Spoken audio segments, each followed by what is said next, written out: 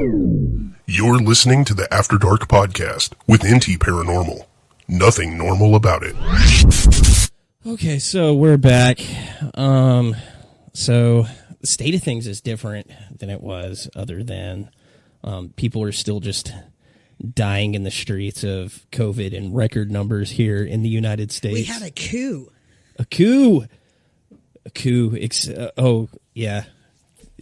That was a thing that fucking happened, and they're like, it was just a protest. It's no different than BLM. No. I woke up, and it was like a few minutes before work, and I was watching it, and I was like, oh no, I've got to go to work. I'm going to miss the coup. I was sad. It was pretty startling. The state of affairs was startling. I didn't say unexpected. What I spend my free time doing is just reading right-wing groups, and I watch them just for weeks be like, oh, you busting in? Yeah, I got a new AK. Let's go. It's just, you going to be there, Tim? Yeah. Surprise. I'm bringing my hammer to break windows. Startling, yes. Yeah, it was horrible. People died. That's startling. They've been planning it and organized. They were like, oh, here's where each room is in the Capitol building. I mean, more of the sense I was upset that it was going on. It's horrible. It was terrible or whatever. But we have a new president now. Yeah, Brad bought an infinity gauntlet because he's a child. Do what? What does that have to do with it? I don't even see a comment about that. Julie says there's a large hand. Oh. Oh, yeah. It's the infinity gauntlet. It's... In case the election went bad or the 20th just didn't go well, I could like snap it all out of existence. That was the idea. So you were, I know we talked about you getting a new job, but now you're like a full-fledged 1/8 cop. Like the thinnest blue line is what you are. It's actually the thin gray line. Oh, whatever. Except I wear blue, so... So you work at a haunted hospital, and you jail. It's a prison. Oh, yeah. I work at a prison. I haven't done this in a while, so it's going to take a minute for my brain to catch up. Yeah, you work at a haunted jail, and you have a haunted jail story from last night. It's a prison. But, anyway, so there's like different housing areas in the prison, and I was at one housing area that everybody is like, oh, that one's haunted. And we do 6 counts on the night shift. And it was like 2 a.m. count. I got my flashlight. I look in windows, make sure everybody's alive. Because all of them have the Rona. Because someone actually passed away recently, I think, in one of the hospitals. In one of the jails that happened. Jesus Christ, dude. You're the one outing yourself. Oh my God. Anyway, so you're supposed to make sure everybody's alive when you count. So I look in one of the cells, and there's 2 people in there breathing. Is that your alarm going off? Anyway, so there's 2 people in there breathing, and I write down on my little count sheet the amount of people that are in that housing area. And the next guy goes, and he does a second count. So he's making sure my count was right. And he writes down the same number. And then they call in like 30 minutes, and they go, that count was wrong. You have to count again. Obviously, extra people is bad, too. Although, less seems worse. Maybe. And we go back by, and we, open the door. It's just me going in the first How did time. y'all know which one y'all had the extra count in? Do y'all do it cell, how many was in each cell? They told me guy in 20 is supposed to be at work. Okay. So there should only be one person in there. Please go look. Right. And I went in there, and there was 2 people. And they're the beds are like bunk beds. So top bunk is... And there's breathing. Yeah. And so finally I flip on the lights, and I go over there, and there's no one there. There's no one there. And I didn't want to wake his celly up at 2 a.m. and be like, hey, what the F? Hey, do you often have extra people in here? I didn't ask him about it because he has to live in there. I don't want to freak him out. Hey, Alexander. But yeah, I don't know. Also, there's a lot of counts and a lot going on, so. And now you frequently get flagged down in the parking lot to be asked about your. I only told one person up there that I ghost hunted in my free time, but apparently he told everybody. Yeah, I'm outed at work as well. Like, I went under the radar for such a long time, and one person opened their mouth, and there's like one person that opens the show, or opens. Man, my brain is not functioning. I all today. Yeah. One person watches the show from work, but they're usually pretty quiet. Mm-hmm. The problem is Allie's big fat mouth. Shared to some people at work, and that person has a big fat mouth, and now everybody at work just constantly badgers me all the time, which is exactly what I was afraid of. Oh, what else? I got coronavirus. I was out from work for 2.5 weeks. Allie has it now. Did she get it from you? No, she got it from work because the CDC called me and told me I wasn't contagious anymore. And I could leave my house. Oh, so. Did your smell and taste come back? Yeah. Finally? Yeah. Scott's is still... It took like an extra week after I got better, but I don't know if it's normal yet. I find it weird that the CDC called you guys, because they just did not care about me after the initial call, but whatever. They only called me once. Okay. So, yeah, things are different. Yeah, but I work like 96 hours a week, so... Yeah, and nights. So you literally just got up. I see, like 96 hours a week. I work 96 hours a week. What's that like? Do you get the moon brain? I just finished The Magicians. I'm sad that there's not more. Me too. But I'm just tired. So anyway, I started this new like docu-series that I'm watching. Hidden under his work clothes, looking for things. I don't know. They might just let you take stuff up there as much as they're all into it. Any electronics in that building? I know, but as much as they're into that. Oh, that's the other people, like the bosses would. I'd wind up in jail. I don't know. Your warden sounds kind of. He's nice. He sounds cool. He might be like, "Oh, you hunt ghosts, Eli? Okay, come on." No, we started this docuseries called Surviving Death. It's on Netflix, and we're only 2 episodes in. I watched the first episode, which is part 1 of the NDE, and I've watched the second episode, which is part 1 of the where they're talking about mediumship and stuff. And I like all kinds of things like that. But this one was, I put it on in the background, and I was a little bit impressed at like the angle they were taking with it, because they were talking to like doctors, and but doctors are like, everybody thinks doctors are like smarter than everybody else and like infallible, but they're not. There's some idiot. Who's the doctor in the politics? Dr. Fauci? No, the idiot one that ran for president. Ben Carson. He's a doctor. He's a moron. He's a brain surgeon. See how that can happen? Yeah. Well, he's also dead now. That was Herman Cain that died. I thought Ben Carson. Oh, yeah, you might be right. Yeah. I don't remember. I don't know. I don't keep up with stuff like that. I know the My Pillow guy isn't allowed to sell anything at Bed Bath & Beyond anymore, which seems like it would really hurt him in the pillow game. My grandma bought one of those pillows. She says it's not great. She says it's just a pillow. It's just a pillow. I totally got by the My Pillow guy. That's what you get for watching Fox News 24/7.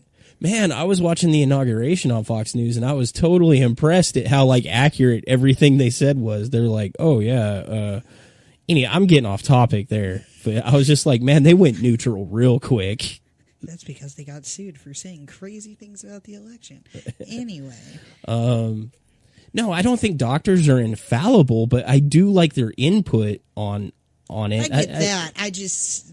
They can be just as crazy as the next person. Well, okay, so the documentary opens up with like the very first story right out of the gate, and her name is Mary Neal. She's a medical doctor. She's an orthopedic spine surgeon, which is ironic considering what happens here. Yeah. So she's out kayaking in Chile, right? And she's like a high level like professional kayaker. And she drowns. Yeah.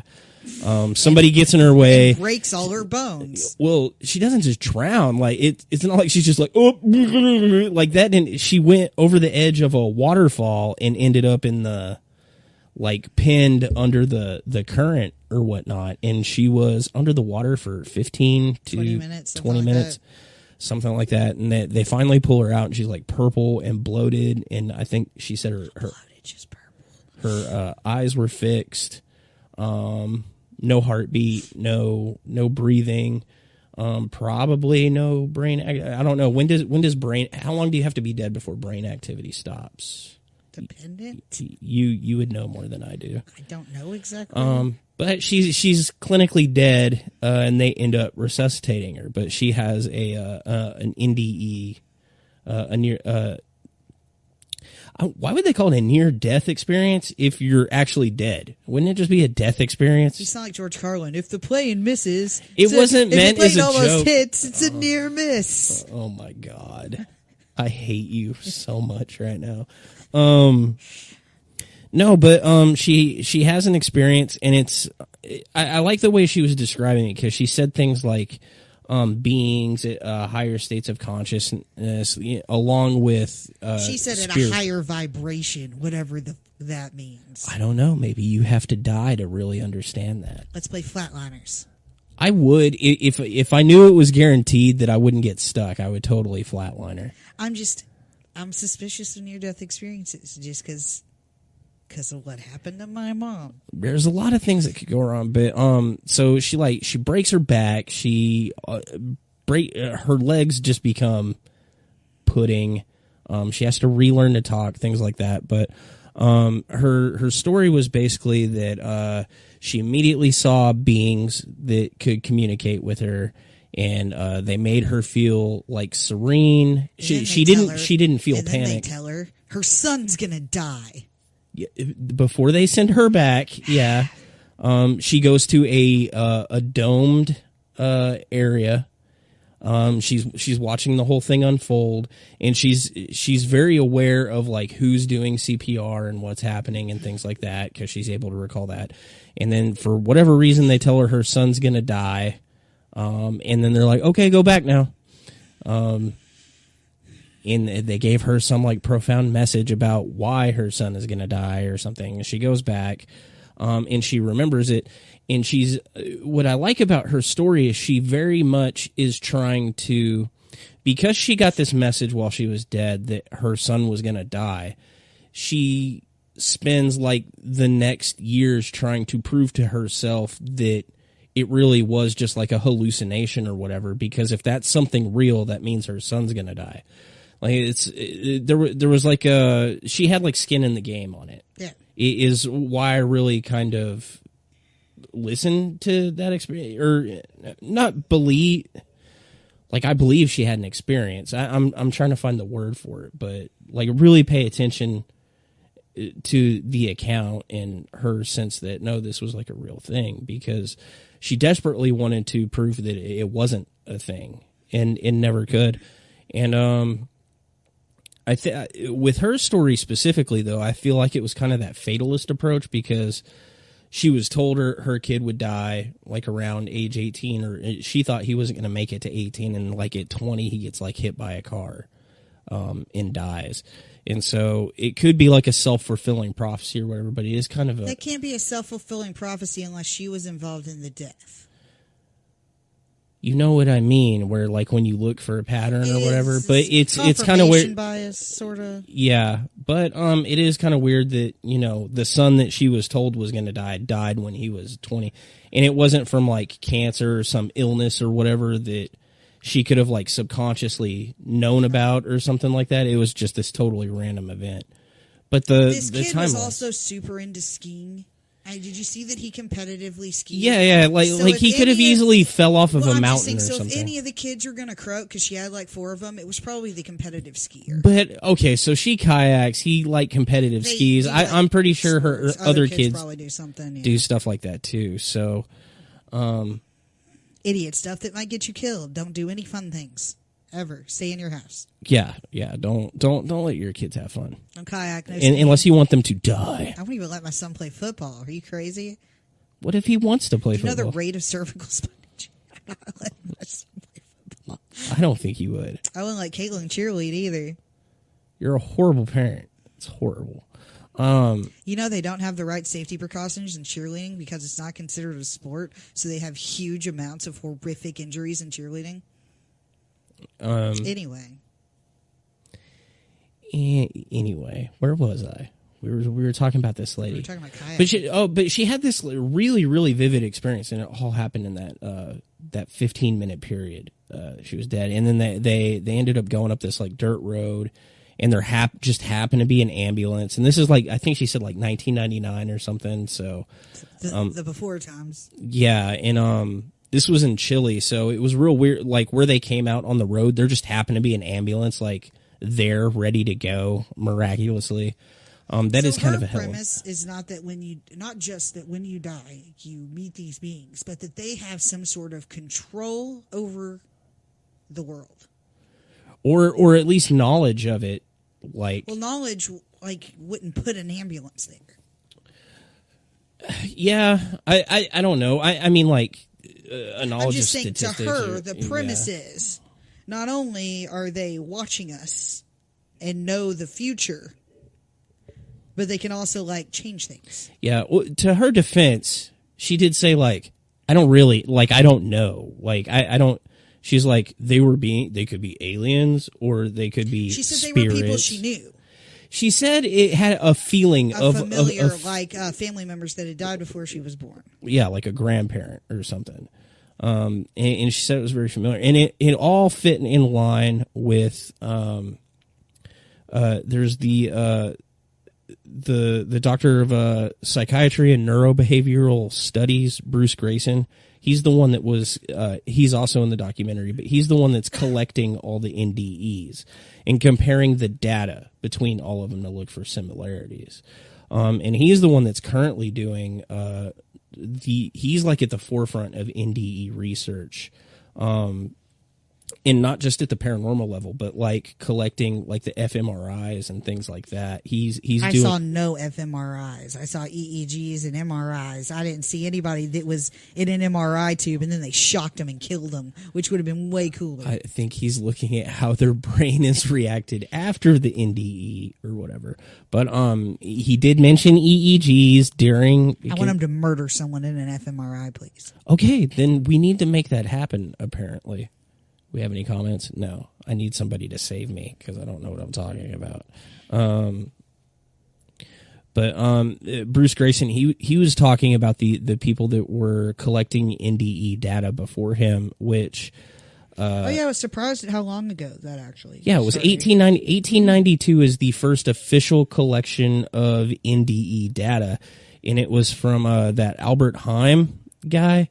And I thought it was a funny story. Is like he was a mountain climber. He was a doctor, but I fell off a mountain, and while it was happening, I was really cool with it. Yeah, so I wanted to see who else had this happen. Yeah. I just thought that was a funny story. He's like, "Oh, I'm falling to my death." Awesome. Like he described it as a blissful experience, and the faster he went, the more time slowed down. Like he noticed these things. And he's like, "Man, I wonder if anybody else has had this experience." And he went around. Talking to other mountain climbers and people that had fallen from great heights. And it turned out that's a really, really common scenario. Which just doesn't jive with how I feel like that would go. Just thinking about falling, I'm like, no, this is bad. It's horrible. I watch other people climb mountains and get anxious, so I'm not into that. And so he Albert Heim was like one of the first people to study NDEs in that respect, and then there was another guy in between that continued that on. But I thought it was really interesting, like a lot of the things they collected, because like one of the number one things, even people that have that describe having a bad NDE experience where they don't go towards the light, they go to the bad place or see nothing. A lot of people describe like a sort of like a euphoria or a calming feeling, like they feel calm about what's going on, even if it's unpleasant. Julie says murdering someone in FBI, that would be like Nazis experimenting and making snuff films. Not if they sign a waiver. Yeah. Second off, they mentioned something. So my mom had what would basically be an NDE, right? She was in the hospital. They gave her too much meds. opiate medication. She had just had a surgery. She coded. Her heart stopped. She was down for a while. I was 15 at the time. I don't remember it like accurately because I lost my mind. But and she came back and she didn't remember. She didn't see anything, which is weird to me because she's very religious. So if anyone had had an experience, I would assume it was her. It would be her.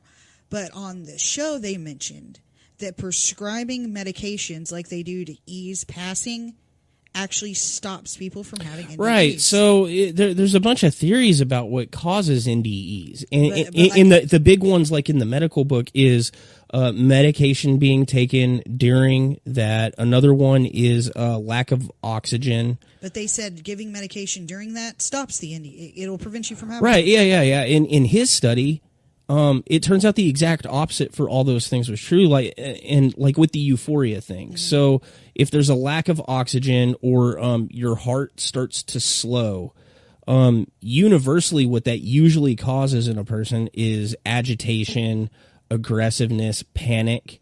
But in all these NDE cases where people have experiences where they all experience euphoria and like a feeling of like, oh, I'm okay with this. The lady that was drowning, she felt the experience of like all her bones breaking and being pinned, but she said, I didn't feel panicked. Like I felt like, hey, I should be trying to get away, but I really don't want to. Like there's this like feeling of like acceptance or whatever, which is the exact opposite of what your body would normally do. And then like the top line of the medical textbooks, like you were talking about, is they think the thing that causes going towards the light and the NDE experience that you have has to do with drugs that you're like the pain drugs that you're on at the time. But if you look at the data, it turns out people that are taking pain medication, they are like far less likely to have It sounds like pain medication and like ACLS drugs like epinephrine and it actually hinders that experience. So it's like cutting off your brain. So whatever that is, it has something to do with your physiology. It sounds to me like it's a natural process, and the adding of drugs halts the natural process. Sort of your brain's padding of what is going to be a horrible experience. Well, and even if you subscribe to the expanded consciousness thing, like it is a spiritual thing that's happening. I do not, but go ahead. But you're doing that. You can make a case to say that drugs would inhibit that, like antidepressants and painkillers and stuff like that. It desensitizes either way, your brain's experience, so it would make sense. Not mystical, even if it's your brain trying to, like I said, the drugs would still F it up. So that one makes sense to me.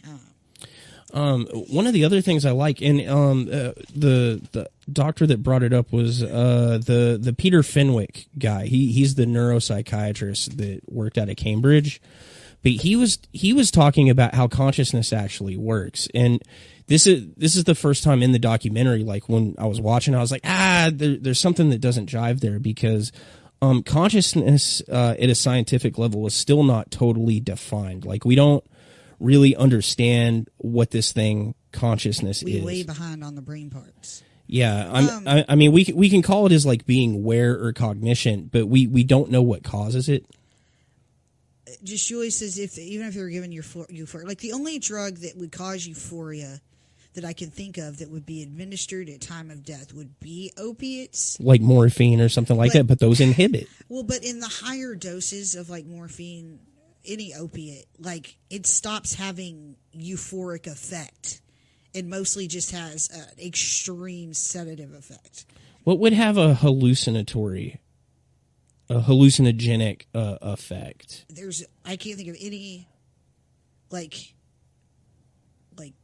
advanced cardiac life support drugs they give that would, but like I have never taken an ACLS class. Okay, here's a weird question because I just thought of it. And in my extensive TV medical drama knowledge, when they're trying to revive you, they always administer epinephrine. Yes, adrenaline.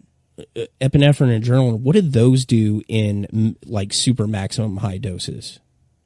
They make your heart beat super fast and you real awake.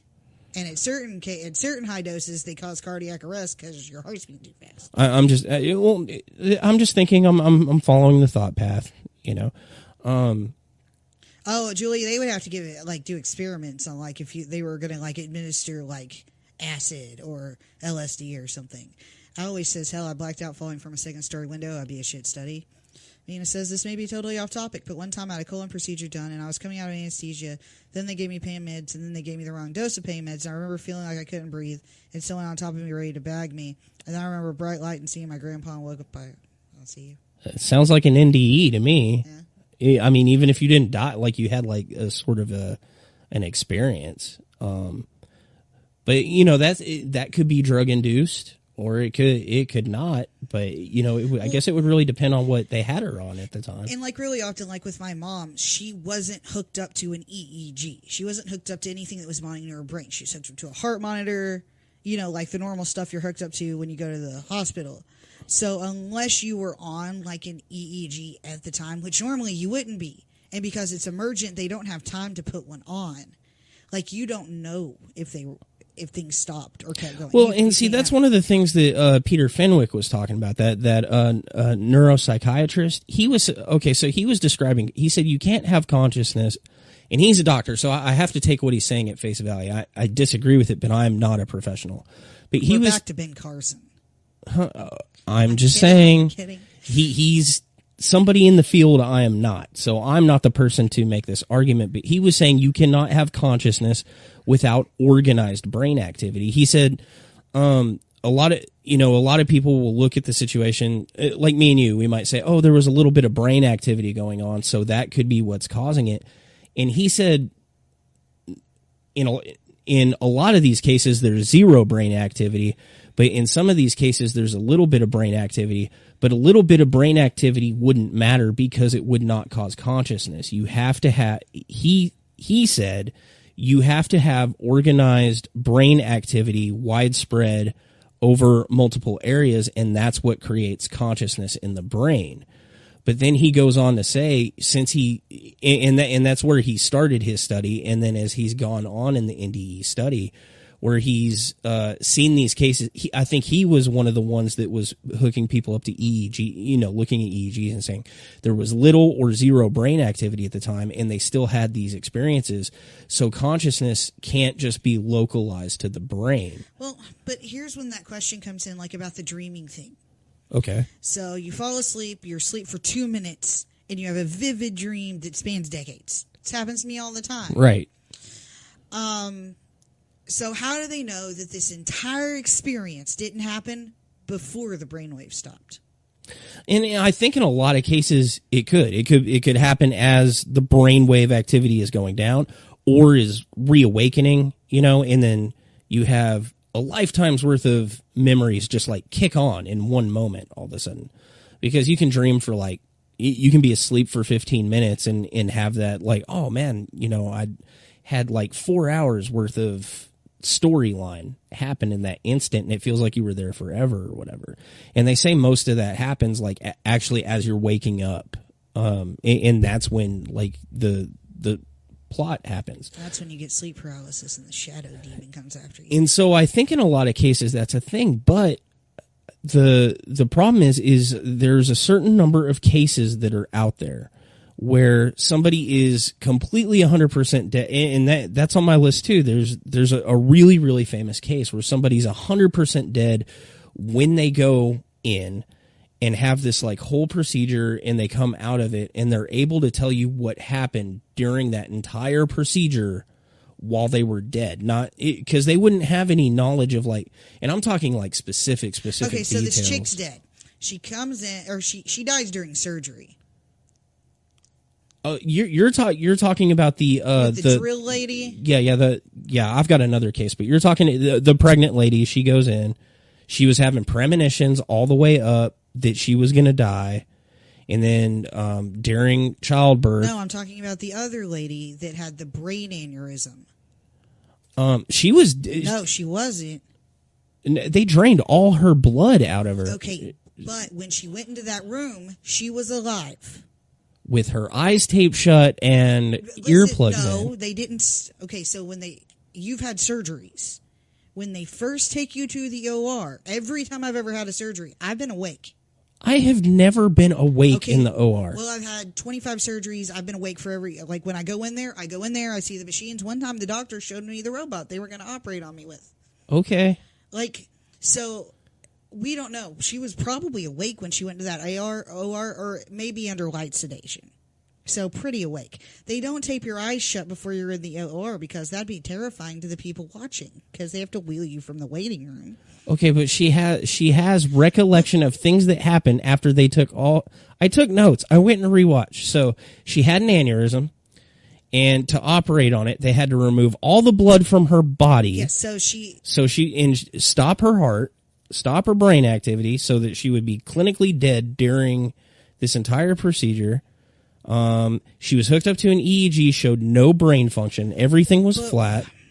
What I'm saying is she saw the OR when she was wheeled in or had some sort of presence to know what was going on in the OR.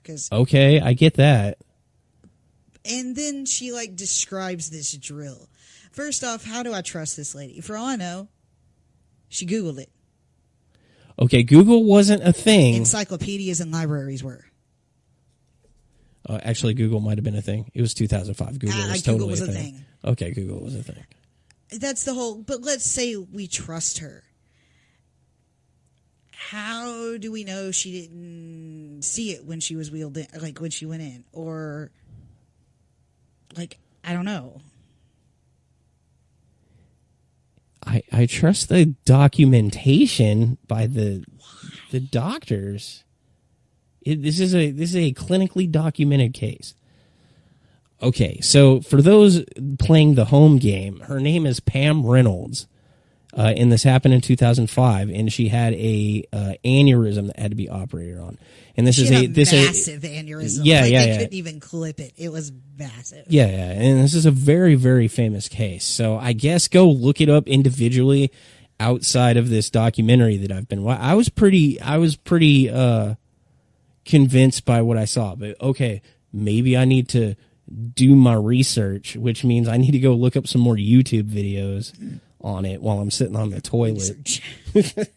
Research like the anti-vaxxers do. Yeah, I mean, I don't know where else I'm going to look it up, but this is a medically documented case, and they said there were other specific things that I don't know off the top of my head, and you're using that against me like an asshat, which isn't fair. Like, I'm not here to put this lady on trial. Me and my logic. Screw you, man. I don't know. The whole NDE thing to me just sounds like a story people want to hear. I'm not saying I believe it's a pretty story. 90% of them I would just say, oh yeah, like I'm talking 90%. But there's a 10% factor where it lines up. Like there's specific details. Oh no, it's weird. I'll give you that. It's weird. It's like, how do you know which specific doctor was the one that was doing your chest compressions? How do you the wackadoo lady knew what the doctor said while she was working on it? Now, granted, that chick was only dead for like, I think at the end of this, I was like, okay, that's kind of weird. And then she got to the end of it and she's like, I was dead 30 seconds. I was like, your brain was still working. You weren't dead. Your heart just stopped. My heart stopped for 30 seconds. I don't know. Mina's talking about her story. That one's weird to me because I never dream on anesthesia. I've never dreamed on anesthesia. Me either. I always wake up and I'm like, and I've had a shitload of them. Like, yeah, anytime I've had anesthesia, I close my eyes and then I open them and it's like hours have gone by and I'm just like, what? I've never. But that's basically the same thing that happened to my mom. She went in for a surgery. She was coming out of anesthesia. Okay, you know those pumps they put morphine in and you hit the little button and it gives you a dose every 5 minutes? Instead of putting it into the pump machine, they put it all in her. Okay. So a whole day's worth of morphine went into her. So it's like the same scenario. An anesthesia drug mixed with an opiate. To me, that's a terrible recipe for dreaming. I do like what the neuropsychologist was saying about it, and the other doctor, Bruce Grayson, where they were looking at the NDEs and they're looking at it from a perspective of, hey, there's there's too much data that lines up to just discount this as something that doesn't happen, right? Like, it's not just story. Like, they actually think like maybe you go somewhere or something, but they don't say it's necessarily like heaven or God or any kind of spiritual thing. They're describing it from a scientific standpoint as we don't understand consciousness and what happens to that consciousness after our bodies deteriorate and die. And they're looking at it from an idea of there's more than we understand, and it doesn't just happen in the brain. Like, a lot of it does happen. They're saying it definitely happens in the brain, but there's some outside factor where that data doesn't go away. There's also a case for immeasurable brain activity. Yeah, and we were also talking about like sixth sense sort of thing. Jen says, I don't know when my kid was put under in front of me. Kids are like when Andrew had his surgery, like he was put under before he goes back because they tend to. But some adults, they do put it, like, depends on the situation. It just, like, if I'm trying to debunk it, like, I don't know. It sounds pretty fucking wild. I think it's too easy to debunk because it's easy to discount, but there's just as much lack of evidence to discount somebody's NDE experience as there is to validate it. Because, you can say, oh, it was just the drugs or whatever, but there's no test for it unless you're catching it during the NDE. Like you said, unless somebody's dying in an fMRI where we can see what's going on with their body, what's going on with their brain. But I do like the idea that there's these two respected, like, not, and I don't mean like doctor like in the PhD sense. Where they're just academic type doctors. Not that that's not a good thing, but I mean somebody that actually does medical, testing and things like that. And they're looking at it from a standpoint there, and they're saying, look, we think there's more to consciousness than just what's happening in the brain. And it even goes back to Hawking's theories of, data cannot be destroyed. Kinesthesis. We were talking about this the other night. The unconscious sense of where your body is in a room, even when your eyes are closed, being able to, understand your spatial relations. Right. Anyway, yeah. Sorry. Go back to what you're doing. I found the word. No. And that goes to what we were talking about, like that sixth sense and that expanded consciousness, because you can have very little brain activity and still experience that kinesthesis where you know where you are at all times, and a lot of people don't have that too. I wonder. Yeah, I grew up with a middle ear issue, and that's why I trip over shit. I think I have a good sense of. You know what? It would be something to experiment with, like go into a room blindfold and see if I can find my way around. See who in the group can do it. But I wonder if there's any correlation between people that have high levels of kinesthesis. Is that how you said it? Yeah, that doesn't mean it's right. Oh, okay. I'm just going off what you said. You're the expert, bro. Oh, yeah. If I'm the expert, we are all in trouble. We are. We've been in trouble for a long time now. I would like to see the correlation between people that have real vivid NDEs. Do they experience high levels of kinesthesia? You get what I'm saying, right? Like if there's a way to test them. Take a bunch of people that died. Take like half the room as people that, like your mom, where nothing happened. Half the people that had a vivid experience. My mom just did trip and break all her bones, so her sense of it's probably real bad.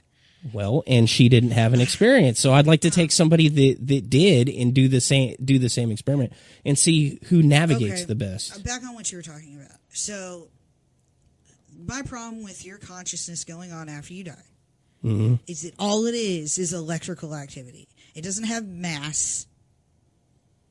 It's not like a thing in the world. But there's things that exist that have no mass that are just electrical activity in the world. Electrical activity is everywhere.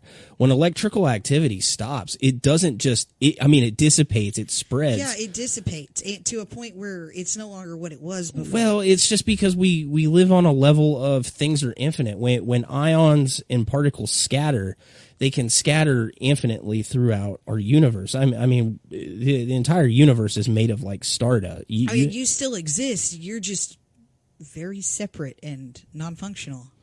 It's true. The other place it could go is the idea that as a species we have a shared consciousness. Though, I like that one. where it's your consciousness doesn't just like dissipate into the air.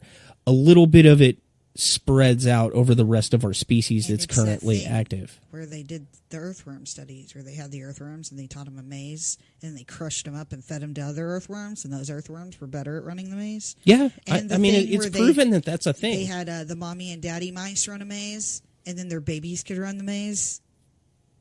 Genetic memory.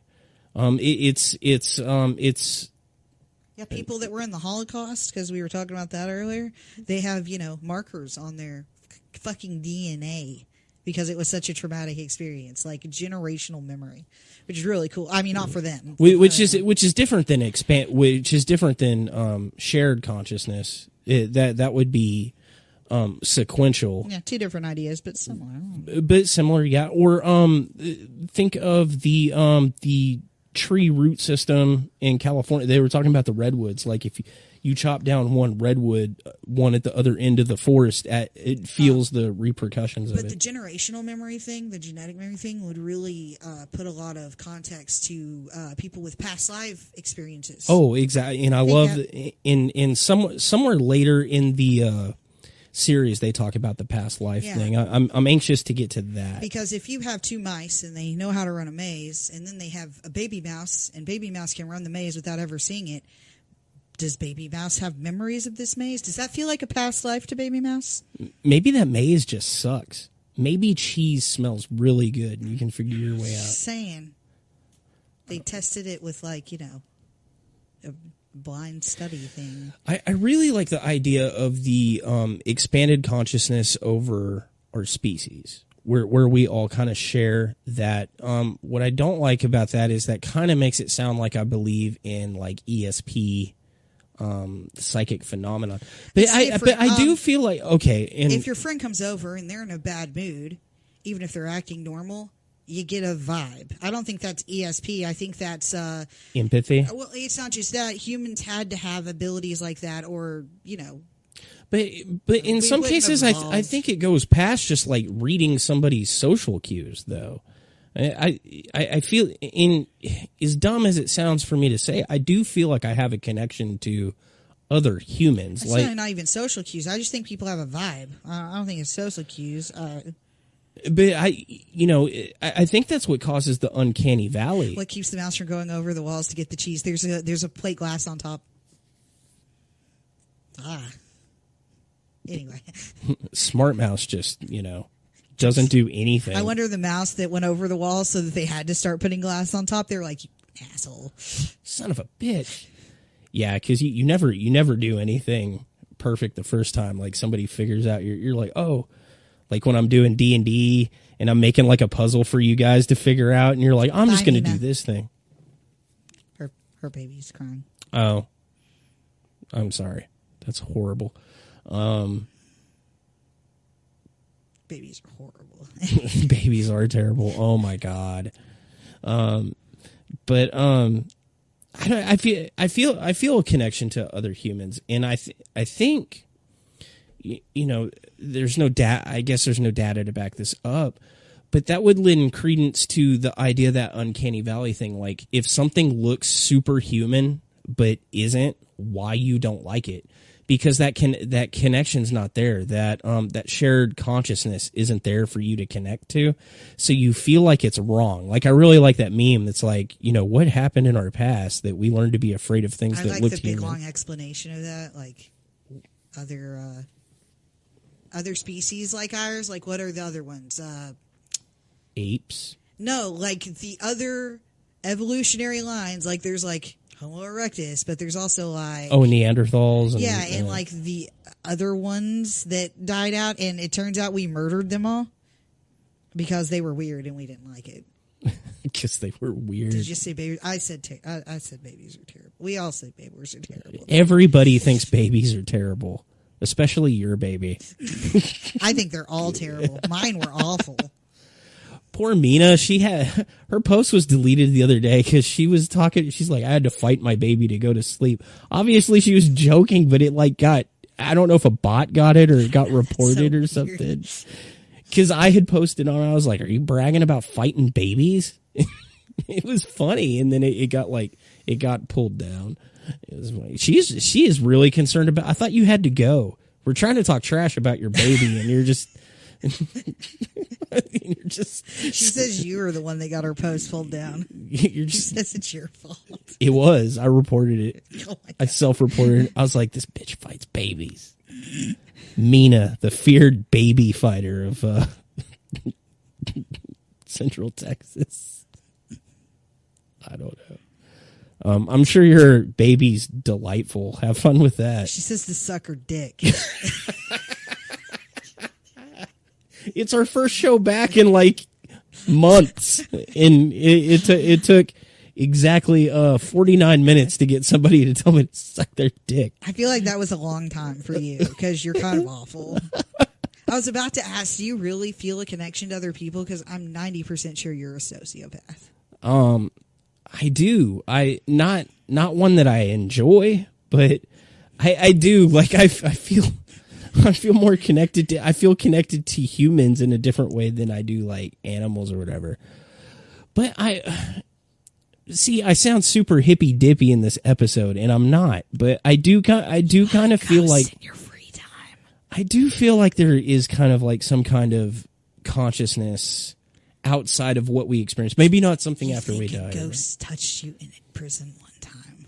I've never. So you're obviously a lunatic. I never said it was a ghost. I said I got touched because that's an experience that happened. We checked for hobos under the bed. There was no hobo. There could have been a spider web. It could have been the wind.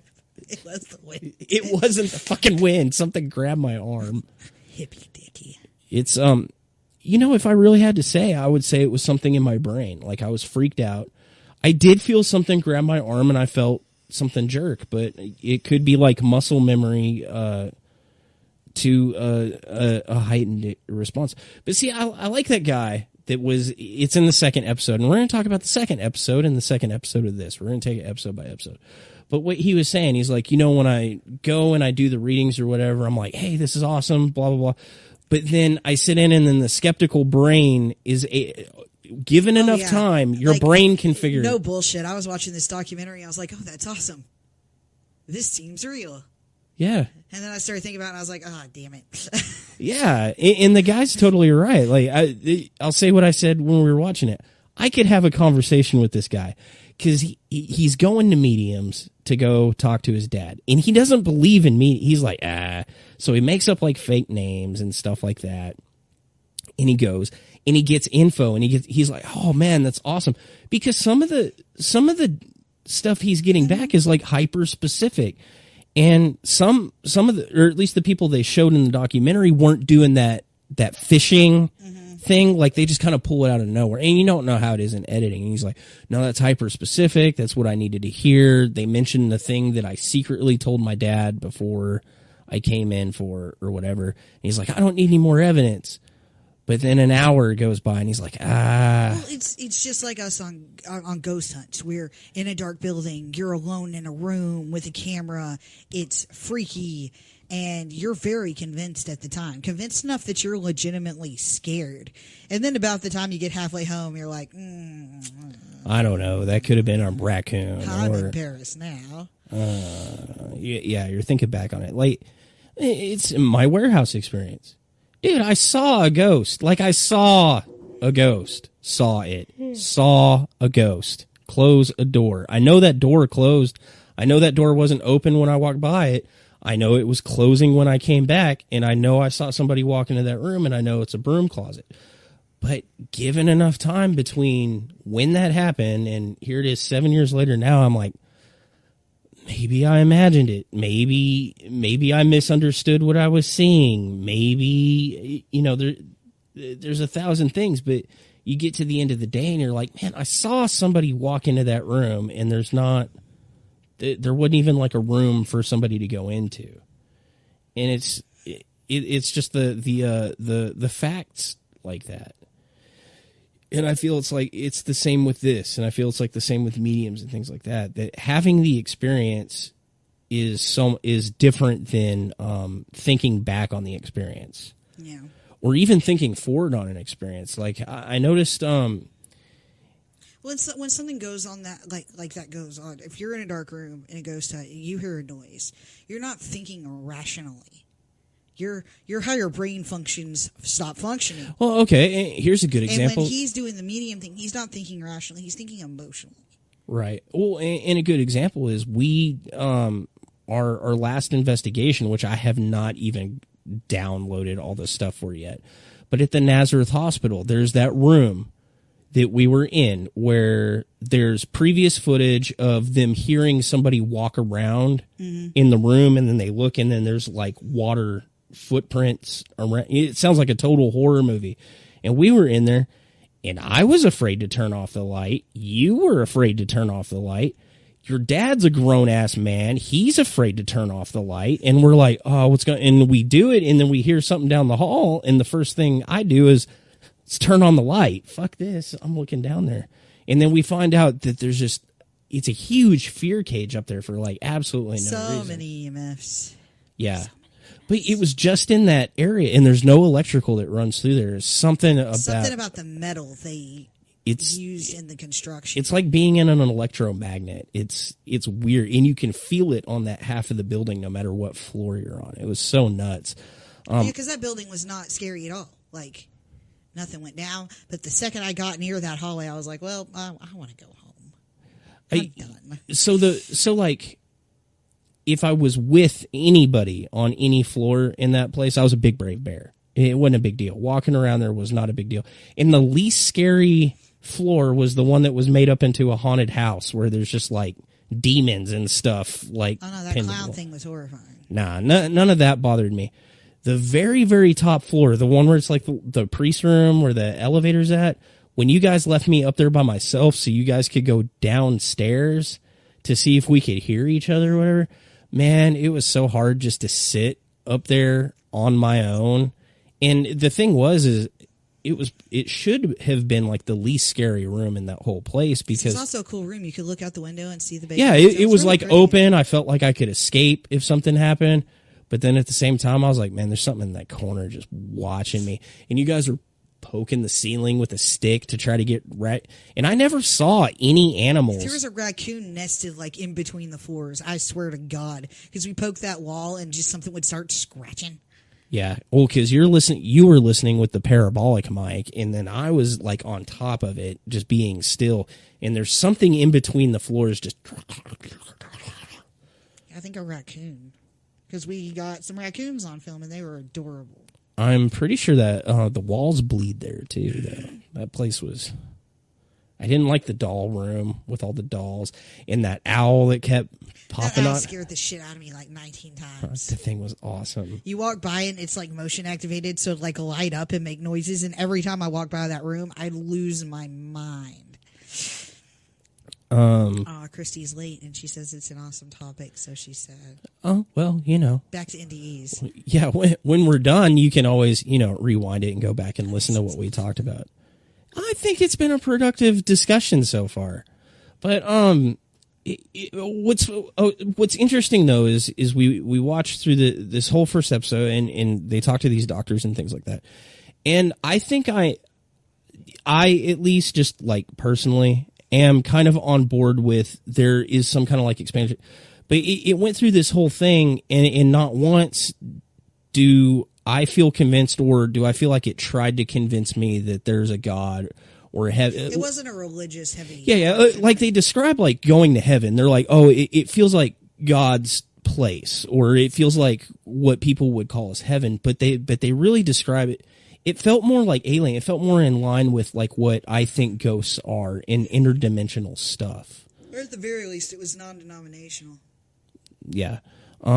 I thought that was really well done, and I think that fits in with what I think. Like, I think that there is, like, kind of a something that happens, and it kind of fits in my line of what some of the things that we kind of capture are. Like, some of the responses we get, I think it's that expanded consciousness that we just kind of tap into. Which is back to the alternate dimension thing.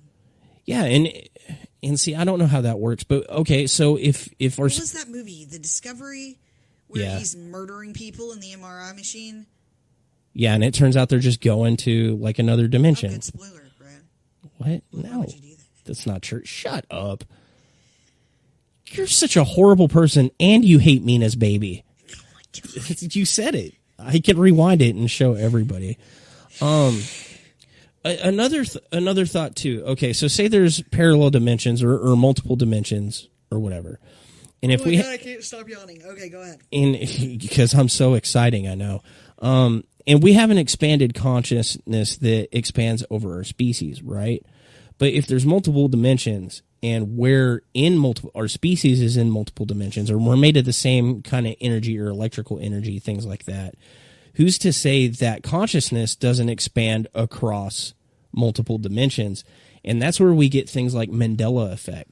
It's not actually from crossing back and forth through the dimensions like physically, like is advertised, but that we share knowledge with whatever beings and things like that are in those parallel. In the new seasons of the X-Files, there's a whole episode on the Mandela effect. Is it? See, I need to watch the new X-Files, but you started watching it without me because you said you would never watch it. Because it's fucking sacrilege. But you're watching it. I did. And what did you tell me the other It day? was good. It was good. You suck. Except David Duchovny looks like he's about 112. Is it still going, or did they do a run and it's? There were 2 seasons, and I think they're on break because of the Rona. I don't know. Oh, okay. Um, So it's just back. Anyway, gently skirted the whole heaven aspect and went on to the alternate dimension. But I like the idea that so I was talking about like consciousness expanding through our species, but that's just because we're similar. But what if it expands through anything that's like living at all, like that whole everything's connected, and then it's also connected through multiple, like it stacks. Because we're really advanced fungus. I don't know, but that would lend credence to what you were saying earlier, like why people have the past life sort of experiences, because they could be experiencing like in real time the life of somebody else in another dimension, especially if time doesn't function the same, like if it's running backwards. Like, so I don't believe in any of this stuff. Like but there, it does interest me that across multiple cultures and multiple people, there are these same experiences, like that are so similar. Like that's interesting, especially before like the time of like mass communication across the globe, because so it either has to be a literal brain chemical thing that causes an effect. Yes. Like the going towards a white light is something that you're, and I think there's a thing where it's like when your brain is dying, they say that going towards the white light has something to do with like your blood pressure or the blood leaving your brain or something that causes that effect, which I can kind of get on board with that. I don't know, but it's just like it's still interesting to me that like so many people have these other experiences, not just the white light, but there was this family member and he said this thing that came true. Just well, in the very specific stuff of like not the calmness, like everything's going to be okay, or the elevating out. That's a very important one. Is above your body? Yeah, the feeling of time expanding, being able to sense things in a way that they couldn't sense before. That like being a part of time, being a part of like colors and sounds and things like that. Being able to be in multiple places at the same time, like because they feel like they're floating above their body and standing beside their body, and they're off in like another dimension having adventures, and they just kind of experience it simultaneously, and they can't really verbalize it, because how could you verbalize something like that? Like it sounds really extraordinary, but you have people on different sides of the planet having those exact same experiences before we can communicate those things to each other in mass, which I find that very, very compelling evidence wise, because I know there's not like hard data to to back that up as far as like the fMRI like you want and the EEG and things like that. But that's where science to me starts, is, you know, collecting a bunch of different experiences and anecdotes and putting it together and looking at the similarities. Because even if you have like the outliers, people that are lying or making it up, things like that, the law of averages weeds all that stuff out.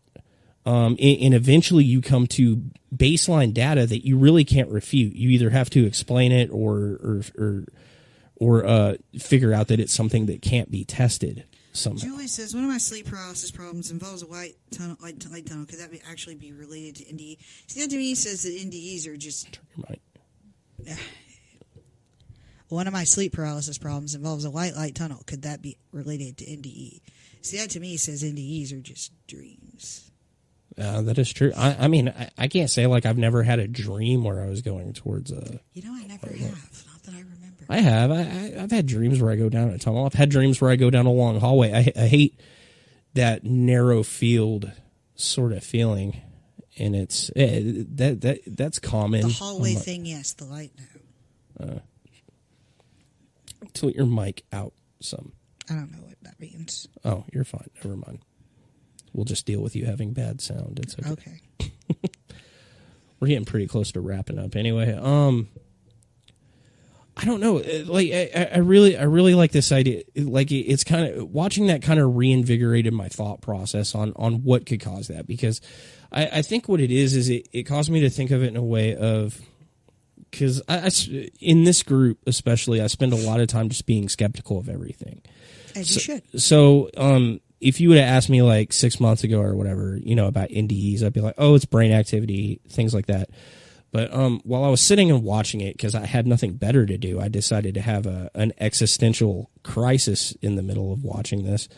I was like, okay, let's think of it from a perspective of, this is a thing that happens.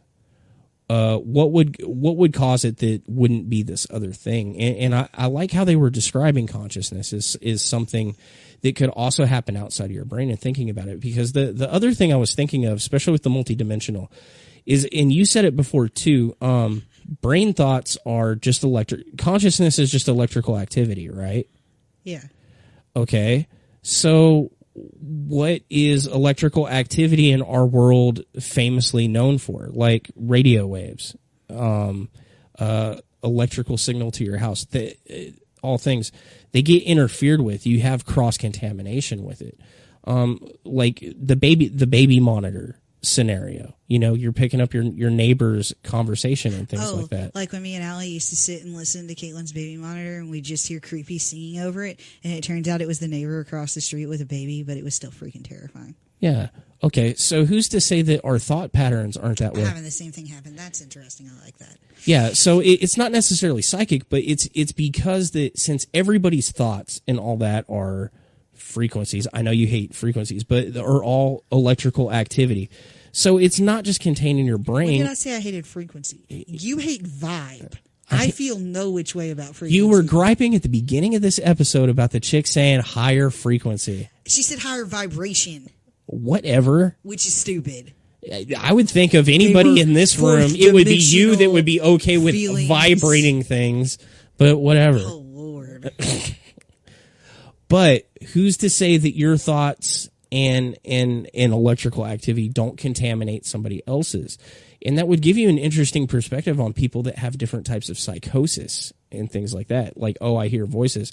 Who's to say, okay, so I know, and I don't want to stretch it out too much and like downplay mental illness and things like that, because those are things that are very important to me.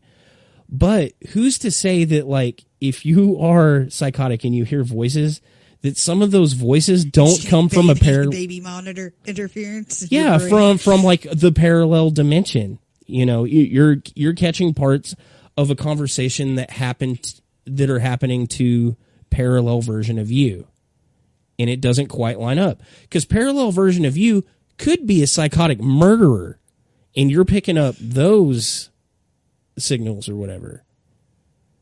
I don't know. I think it's an interesting thought process, because, you know, during the Big Bang, we were all the positive matter made our universe. Antimatter had to go somewhere there's got to be at least 2 dimensions, if not more. And mathematically, it makes sense. Is the other one the upside down?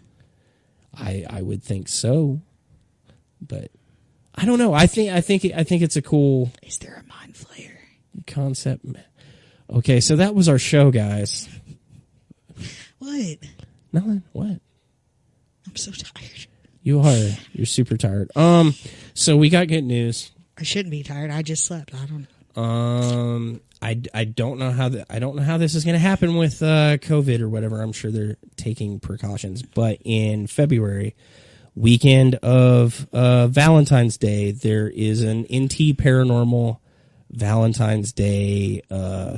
It was it was before the Rona times when we did it last time, and it wasn't nobody like up with if you didn't want to. No, there was only like 20 people total, and like everybody was spread out. I'm pretty sure what we'll do is we'll have masks, but Hangman's House of Horrors. I don't have any details yet. Like we literally just talked about this the other day, and he was like, "Hey, will you guys do this?" And I'm like, "Yeah, absolutely."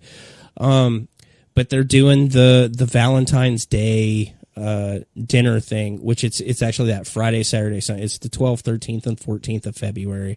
It's going to be at the Helium plant in Blue Mound, which is Hangman's House of Horrors on Blue Mound Road.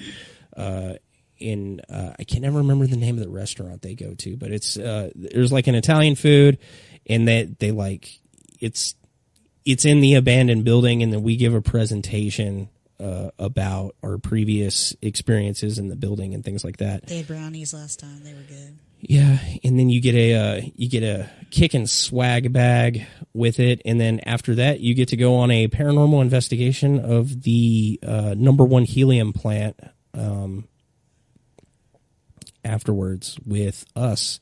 It was fun last time until like 1 a.m. We had a good groups last time. We had 2 really good groups as in opposed a row. to people being spazzes like the time before. We had good people.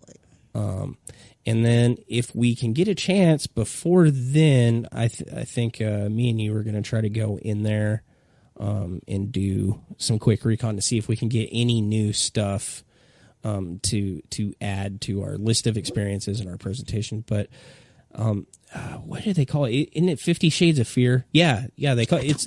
They usually call it the 50 Shades of Fear event. So keep an eye on. To be clear, there is no BDSM. There's a little bit of BDSM. Is there? I missed it last time. I don't know. I think it happens in the haunted house. I don't know if they're doing. Well, I mean, they did the haunted house during Halloween with COVID. I think every character, every actor, masks go with Halloween costumes. It's okay.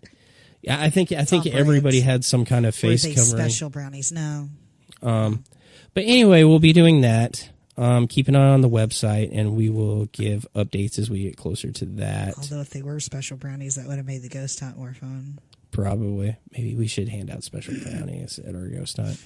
And then we have just updated our store page, so if you want to help support us, go buy a hoodie or something. That'll be a thing. And then I think we're going to try to do this show a little bit more often. Like I said, we're going to watch episode 2 of that documentary, and we're going to have to see how it goes because I've been working 6 days a week, and there's no time for a podcast if I'm doing that. What if we make you have an NDE? If you know of any jobs that are hiring that don't make you work 96 hours a week, send them my way. Okay. So we're going to end the show with Eli trying to solicit for a new job because we're that desperate. I am that desperate. Please help me. Okay. So everybody have a great weekend. Everybody be safe. Thanks for watching. Don't get the COVID.